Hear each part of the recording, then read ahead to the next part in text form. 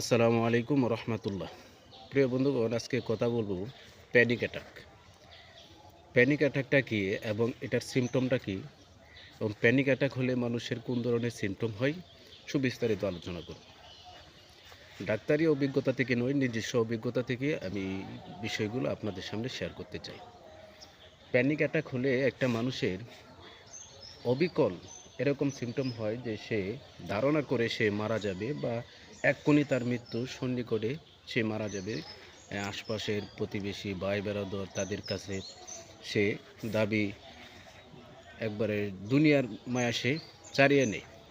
এটাকেই বলে panic attack. Panic attack হলে আপনার সমস্ত শরীর অবশ হয়ে যেতে পারে, হাত পা ঠান্ডা হয়ে যেতে পারে, বুকে চাপ অনুভূতি হতে পারে, এবং কি অনেক সময় মানুষ বেহোশও হয়ে যায়। এটাকে বলে প্যানিক অ্যাটাক। তো প্যানিক অ্যাটাকটা আপনি বুঝবেন কীভাবে? প্যানিক অ্যাটাক এবং হার্ট অ্যাটাক সিমটম কিন্তু দুটোটারই একই, কিন্তু এটা পার্থক্য হচ্ছে আপনার প্যানিক অ্যাটাকটা বুঝতে হলে আপনাকে প্রথমে ডায়াগনোস করতে হবে। আপনার পরীক্ষা নিরীক্ষা, টেস্ট রিপোর্ট সবগুলো দেখতে হবে। আপনার যদি হার্টে কোনো সমস্যা না থাকে, তখন আপনি যদি ডাক্তার বলে আপনার হার্ট ভালো আছে, আপনার শারীরিক কোনো সমস্যা নাই, তাহলে আপনার বুঝতে হবে এটা প্যানিক অ্যাটাক। আর এই প্যানিক অ্যাটাকটা যদি আপনার বারবার হয়, মাসের 2-3 বার হয়ে যায়, তখন এটা প্যানিক ডিসঅর্ডার বলে।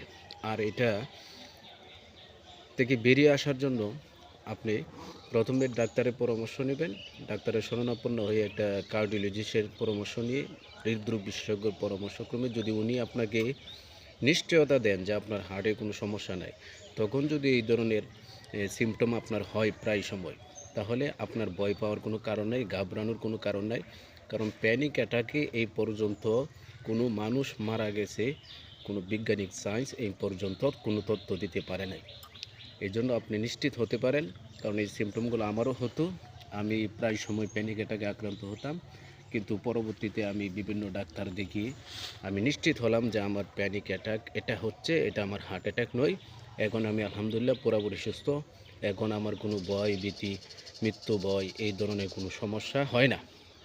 তাই আপনাদেরকে বলছি, আপনাদের মধ্যে যদি এই ধরনের সমস্যা, অনেকে আছে মৃত ব্যক্তিকে দেখতে পারেন না, মৃত ব্যক্তিকে দেখলে আপনার ভয় আসে, আপনি মৃত্যুর খবর শুনতে পারেন না, কোনো খারাপ খবর শুনতে পারেন না, শুনলে আপনার বুক ধড়ফড় করে, হৃদস্পন্দন বেড়ে যায়। এটা এক ধরনের সাইকিয়াট্রিক্স বা মনের সমস্যা। আপনি একটা জিনিস চিন্তা করেন, আপনি রাতের বেলায় অন্ধকার দিয়ে যাচ্ছেন, হঠাৎ করে আপনার সামনে একটা অদ্ভুত একটা আওয়াজ হলো, আপনি ভয় পেয়ে গেলেন। তখন কি হলো? আপনার শরীরে সিমটমগুলো আসলো, শরীর ঘামতে থাকে, বুক ধড়ফড় করতে থাকে। কিন্তু আপনি ভয়টা পেয়েছেন মনে, কিন্তু সিমটমগুলো আসে শরীরে। এর জন্য মনের রোগ থেকেও কিন্তু শারীরিক অনেক সিমটম হতে পারে। এজন্য আমরা আগে মনের যত্ন নিই, মনের চিকিৎসা করি। আর মনের চিকিৎসা করার জন্য একজন সাইকিয়াট্রিস্ট, একজন মনোবিদ্যা বিভাগের ডাক্তারের শরণাপন্ন হতে হবে। ভালো থাকবেন, সুস্থ থাকবেন। আসসালামু আলাইকুম।